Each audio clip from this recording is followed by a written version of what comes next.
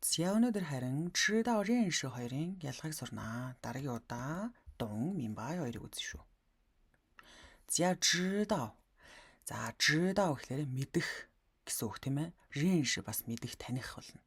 За ямар ялгаатай гэхээр мэдэх гэхлээр дандаа мэдээлэл баримттай зүйлийг мэдж байгааг 知道гэж хэлээд байгаа. Ардаа ихэвчлэн мэдээлэл баримт орох нь байна. За жишээлбэл 我知道他住在北京. За би мэднэ түүнийг Бээжинд амьдардаг гэдгийг. Тэгэхээр энэ ч бол баримт байна тийм ээ. Тэгэхээр Бээжинд амьдардаг гэдгийг мэднэ. 你知道考试是几点开始吗? Чи мэдхүү 考试是 шалгалт хэдэн цагт яг эхлэх вэ гэдгийг чи мэдхүү гэнэ. Тэгэхээр бас л мэдээлэл баримт тэ яг хизээен яг хаанадын гэд мэдээлэл заагаад байна.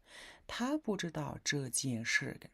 За энэ нэг хэрэг явдлыг тэр мэдхгүй буюу бас л баримт яриад байна. 认识гэдэг нь болохоор зүгээр л танина.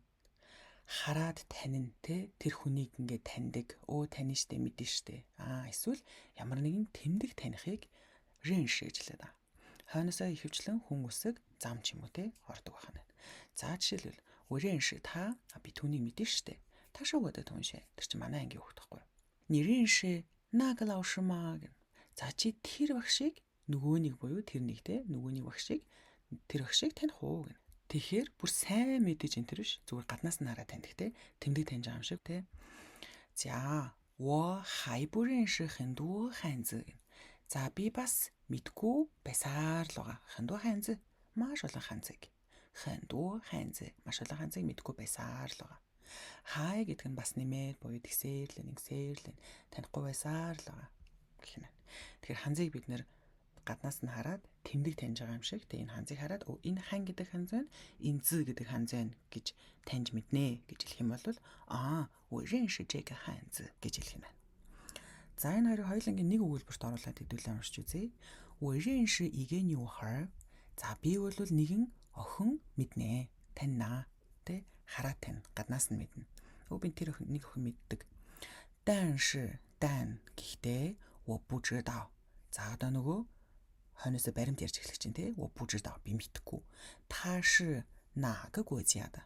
За 哪个国家 аль улсын яг хүн бэ гэж те энэ баримтыг бол 我不知道мэдгүй. 也不知道. Энийг улаан болгох хэрэгтэй байсан байна те.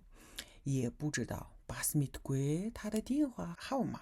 Тэгэхээр 电话号码 утасны дугаарыг нь бас мэдгүй. Бас баримт байна тийм ээ. 只知道 зөвхөн мэднэ. 他每天早上在公园跑步. Тэр өдөр болгон өглөө цэцэрлэг түрээлэнд гүйдэг гэдгийг л би зөвхөн мэдээд байгаа.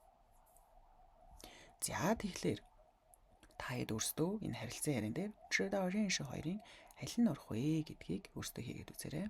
Өнөөдрийн үндсэн харьцуулалт 知道认识 байлаа.